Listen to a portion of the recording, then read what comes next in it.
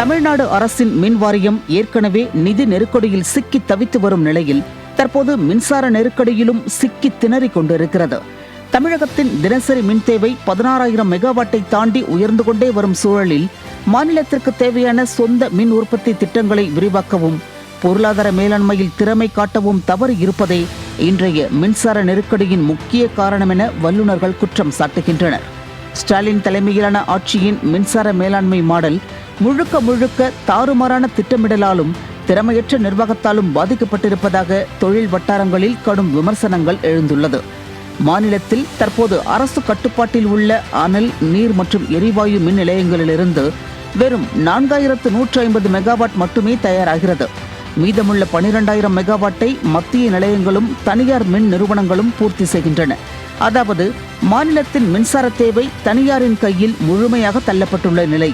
இதற்கும் மேலாக அடுத்த 3 ஆண்டுகளுக்கு உச்ச நேரத்தில் தினமும் 500 மெகாவாட், மேலும் 10 ஆண்டு காலத்திற்கு 24 மணி நேரமும் 1000 மெகாவாட் மின்சாரத்தை தனியாரிடமிருந்து வாங்கும் திட்டத்தை திமுக அரசு அறிவித்துள்ளது. இதற்கான மொத்த செலவு 25,100 கோடிக்கு மேல் ஆகும் என தெரிகிறது.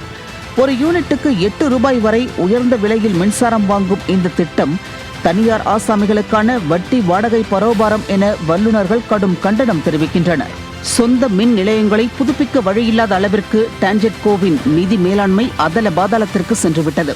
ஆயிரக்கணக்கான கோடிகளை தனியாருக்கு கொடுத்து மின்சாரம் வாங்கும் அதே அரசு மக்களிடம் மட்டும் கட்டணத்தை தொடர்ந்து உயர்த்துவதால் வீட்டு செலவுகள் தீவிரமாக பாதிக்கப்பட்டுள்ளன. மின்சார தேவையை முன்கூட்டியே கணிக்க தெரியாது, உற்பத்தியை அதிகரிக்க திறமை இல்லை, ஆனால் கட்டண உயர்வில் மட்டும் சுட சுட உடனுக்குடன் முடிவெடுக்கப்படுவதாக தொழில்துறை வட்டாரங்கள் கடும் அதிருப்தி தெரிவிக்கின்றன. மழைக்காலத்தையும் காரணம் காட்டி திடீர் கொள்முதல் ஒப்பந்தங்களை அறிவிக்கும் ஸ்டாலின் அரசு நீண்ட கால தீர்வுகளை உருவாக்க முடியாத நிர்வாக தளர்ச்சியை மீண்டும் மீண்டும் வெளிப்படுத்துகிறது. இது மின்சார கொள்முதல் அல்ல, மக்களின் நம்பிக்கையை விற்பனை செய்யும் அரசியல் வியாபாரம். ஸ்டாலின் ஆட்சி மின்சார ஒளியை அல்ல, நிர்வாக இருட்டையே மக்களுக்கு பரிமாறுகிறது. நல்லாட்சியை தருவோம் என்று கூறி கடந்த 4.5 ஆண்டுகளாக மக்களை தொடர்ந்து ஏமாற்றி வரும் கமிஷன், கலெக்ஷன் மற்றும் கரப்ஷன் ஆட்சியை விரைவில் வீட்டிற்கு அனுப்ப மக்கள் தயாராகிவிட்டார்கள் என்பதே நிதர்சனமான உண்மை. நியூஸ் ஜே செய்திகளுக்காக வாக்கி பிரகாஷ்.